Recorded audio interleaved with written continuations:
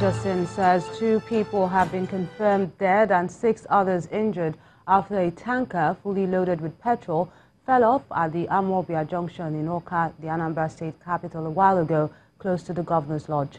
Several cars are said to be completely burnt and houses near the scene are currently up in flames.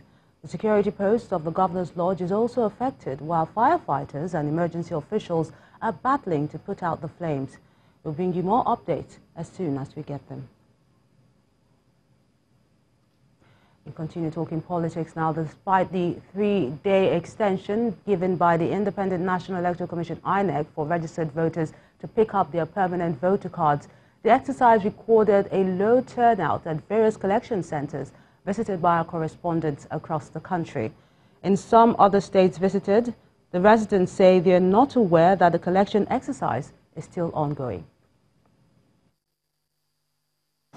The collection of PVCs scheduled to end today, Friday 8 February 2019, is hereby extended nationwide to Monday 11th February 2019. The chairman of the Independent National Electoral Commission (INEC), Professor Mahmoud Yakubu, announcing the extension date for the collection of permanent voters' cards to Monday, February the 11th. With millions of permanent voter cards yet to be collected, residents of Enugu State are not left out in the last-minute rush to beat the new deadline set by INEC for the collection of their PVCs.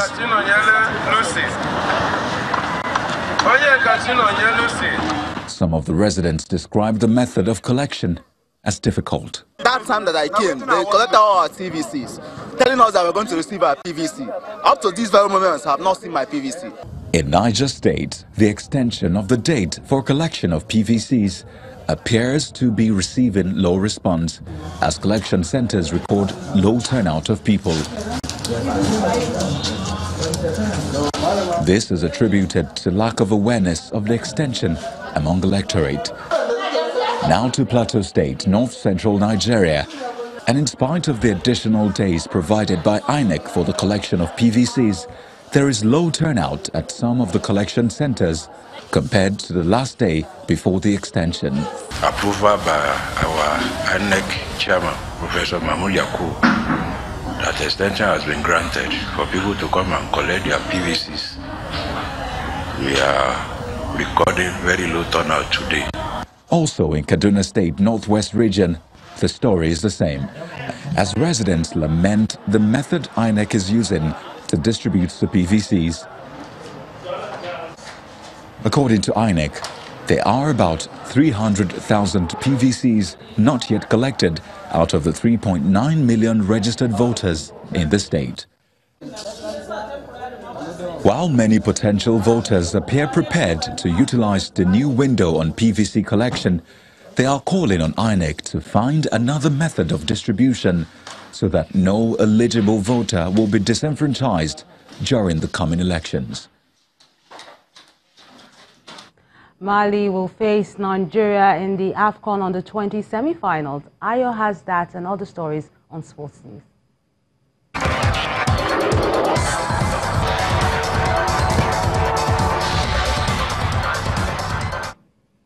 Yes, indeed, Melinda. Time now for the sports news, where the Flying Eagles of Nigeria will take on Mali for a place in the final of the 2019 Under-20 AFCON after the Bamako Eagles edged past Ghana by a 1-0. The victory also guaranteed Mali's qualification for the FIFA World Cup for the 11th time. The semi-final game will be played on Wednesday, February the 13th in Niamey, with kick-off time being 4:30 p.m. Paul Pogba scored twice as Manchester United Football Club moved into the top 4 and extended their unbeaten start under Ole Gunnar Solskjaer to 11 games with a 3-0 win at Fulham. Wilfried Zaha's deflected equaliser gave Crystal Palace a deserved point after an entertaining clash with West Ham United. Super Eagles forward Alex Iwobi got on the score sheet as Arsenal achieved their first away win since November 2018 at Huddersfield and moved within a point of Man United. Liverpool returned to the top of the Premier League with a composed display at Anfield that sent Bournemouth to an 8th successive away defeat. Rio de Janeiro has declared 3 days of mourning as investigators seek to determine the cause of the fire that killed 10 teenage footballers at the training center of the city's Flamengo Football Club on Friday morning. Claudio Castro, the vice governor of Rio de Janeiro state, said authorities were looking at the possibility of a short circuit in an air conditioning unit. That's a wrap on sports news. The news at 10 continues shortly.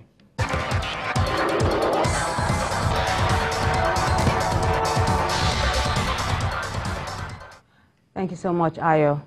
U.S. President Donald Trump's administration has refused to respond to a request from Congress to provide a report on who killed Saudi journalist Jamal Khashoggi.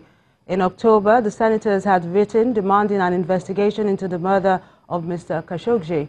According to a White House official, the president is within his rights to decline to act.